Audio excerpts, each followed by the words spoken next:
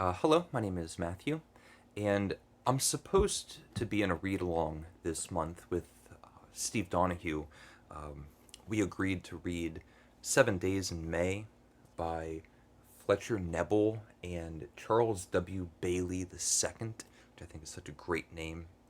So it's a co authored book, and I have been absent, not holding up my end of the bargain, and Steve has been making his videos, and we've had this book club now for well over a year at this point, and this past month I had been thinking about our little book club of two and how important it is to me and how fun it is, and the selections that we've read together over the course of 12, 14 months has always been so surprising, unexpected, and it really shows off some of the best aspects of what it's like to participate in a book club, not just reading all the books that you already know that you like. And Steve has been each month recommending books that we do read classics, but quite often we're reading, he's selecting books that I otherwise would have been very unlikely to ever pick up on my own. Namely, all these comic books that we've read. But we've read fantasy and science fiction, and this book in particular, I've never heard of it, and it was actually not very easily available to even find. But it's a political, military, espionage, suspenseful, thriller kind of book. This is exactly what I imagine what would be in like an airport spinner rack. And so I didn't want to not make a video. One, because I don't want to break a promise if I can help it, but also just realizing how lucky I am to be a part of this book club and to pick up a book like this, which I had no thoughts on it. I had fairly low expectations because I would tend to think that I'm not entirely interested in political espionage, military thrillers. I don't ever read books like that, and television shows or movies that even have like the same kind of genre. I'm also not very interested in. And again, it was a blast. This was such a fun book to read. I've read the whole thing now, and I also watched the movie. There's a 7 Days in May movie, which is freely available on YouTube, which was also pretty good. The book I felt like was a lot better. And so, with all of that being said, I wanted to just give some of my thoughts on the whole of the book, probably not so much about the movie. And of course, Steve chose this book for topical reasons. It's the month of May, it's called 7 Days in May, and then also, of course, current American history, the events in American, very current American history. Before I actually get into the book, there were many other coincidences, just surprising connections that were inescapable to notice. So, there's a character that's mentioned in this book whose last name is Connolly. There's a character in this book whose last name is Donahue. Superman is mentioned, and Steve and I had read Kingdom Come, a Superman novel recently. One of the main clues that comes up is the Preakness race. And I live in Maryland. I've driven by the Preakness grounds. As I'm filming this right now, today is actually the day of Preakness. So there's horses racing around as I speak, and uh, anyway, thought that was strange. Um, the book is chronologically structured, so it's 7 days in May, and the book takes place in the course of 7 days, and the chapters are the days of the week. So Sunday, and as it goes along, it does start drilling down into specific parts of the day: Wednesday morning, Wednesday afternoon, and I got wrapped up into this book fairly quickly, and realizing the passage of time and as the plot unfolds, um, the structure of the book I felt like really added um, a level of intensity and suspense. Now, I am at a disadvantage because I am not equipped with all of the military terminology, the ranks, and what sort of person is a part of a joint chief of staff, and if someone's a major or a general. It's not on the tip of my tongue, and um, this novel, it's almost like the characters are just these moving pieces. So as it goes along, we find out that there is a plot, a military plot to overthrow the government. And so it's this premise, and then all the pieces have to start turning. And at the beginning of the book, we are introduced to Colonel Casey, Colonel Jiggs Casey, and he works in the military. He has a high rank. He works under someone who has an even higher rank, and he starts getting suspicious. These clues start coming up, and he believes that the president, who has recently polled really, really low, the public is unsatisfied with his performance. There is an extremely unpopular treaty a peace treaty dealing with nuclear arms between Russia and America, and the peace treaty is going to have a contract. They're going to sign a piece of paper, and there's going to be a mutual disarmament. Now, the American military, believes that this is disastrous, and the American people also think it's a terrible idea. And so, Jiggs Casey's superior, his name is General Scott.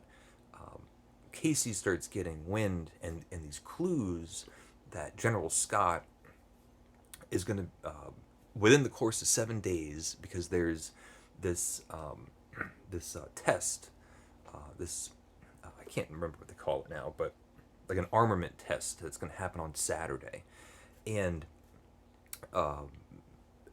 very early on, Casey realizes that this is going to be the moment where there's a secret military base, and almost like Illuminati figures that are working behind the scenes, and there's going to be this overthrow of the government, and they're going to take over telecommunications, and everybody loves General Scott, and he's going to implement himself as an acting either military dictator um, or president.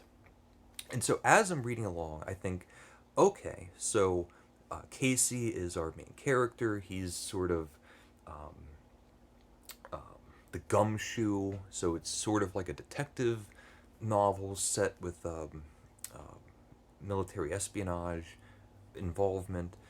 Um, Casey goes to the president, and it goes from there. But um, Casey does just get swallowed up into the workings of the novel. So um, even though at first it seems like this is our main character who we're going to follow throughout the book, well, at some point we leave Casey and we spend time with the president. And then we'll move on from there and go to other characters. And this premise, a military plot to overthrow the government, it's almost like that is the character. And everything else, all these characters, which I really did feel like um, they felt interchangeable in some ways, useful until they weren't. Um, well, I can't remember what my point was, but uh, me not being able to remember the characters, I believe, is less about my ability to pay attention than how the novel was actually operating. Now, the president, after Casey like calls the White House, this is an alternative history, um, but it does feel kind of quaint. Uh, he's a military ranking officer, but even still, um, has a sit down with the president, goes through all of this. They realize that the president can't trust just anybody. He has to select people that he can confide this information with, and then also start um, a very secretive investigation to see whether or not it's true and what to do about it. And it was one of my favorite parts of the novel because um, at this point we know that Casey is suspicious. He has um, no real evidence, but many moments of coincidences that um, on each one on their own would amount to nothing, but all of them together builds a case. And the president starts bringing in these different people. So the senator from Georgia and another political um, old friend, and these different people. And he's retelling what he knows. And it was so great because as it's going along, I'm reading it and thinking, okay, so is there truly a military plot going on? Is it exactly the military plot that Casey is suspicious of? These different people that he brings in that he trusts. So, are we going to have a twist at some point where one of the people that he's confiding in is actually one of the secret people that's going to be a part of overthrowing the government? And a lot like Avengers Forever, or these Avengers movies, Steve and I had just had a disastrous read along with the Avengers Forever graphic novel. It does feel like the president is banding together the Avengers. He's assembling the Avengers. And just like these comic books, they all get sent off in different directions, having little mini adventures. So someone has to um, go to Spain, and that's another coincidence because I'm going to Spain to visit my girlfriend. I believe um, in a month or two, or um, soon. So someone goes off to Spain. Someone else has to go to El Paso, Texas, to look at a secret military base that the president doesn't know about. Casey has to go up to New York City. Uh, there's other adventures up at a lake somewhere, and so they all go off in these different directions, and that's what I meant in some ways, that it's not a linear character driven novel. We just go off to where the plot needs us to be. And anytime you have these mini adventures that break off, some are stronger than others. So, probably the worst part of the novel for me was Casey going up to New York, and the women in this novel are pretty much just behind a curtain. The president's married and he has a daughter, but they're in the South, like South Carolina or something. So they're mentioned, but never talked about, or they're not in they're not on stage. Casey has a wife who is really just a stand-in figure. So we can have this conflict where Casey has to go to New York to visit an old lover who has some information that could be damning for General Scott. General Scott's the villain of the novel, but also very much, for the most part, not present. He comes up in the beginning. He's just like a shadowy figure all the way until the end. But Casey goes up to visit this ex-lover, who is just this like sexed up, uh, one dimensional character that's just, it's a strange part of the book, because they're drinking the martinis, and it's supposed to seem as if Casey is this extremely virtuous man because he didn't cheat on her, but he didn't cheat on his wife, but he really wanted to. It's not a great scene. Probably the best of the mini adventures was the alcoholic Georgian senator, who goes to El Paso and ends up getting held hostage, and the warders of the military base that have him locked up in this room, they keep bringing him bottles of his favorite whiskey, because he's this alcoholic, and so they'll bring in a bottle of whiskey and just leave it in the room, in the hopes that he'll just break under pressure, get drunk, and then they can just dispose of this drunken sot. He's pouring the bottles of whiskey down the toilet.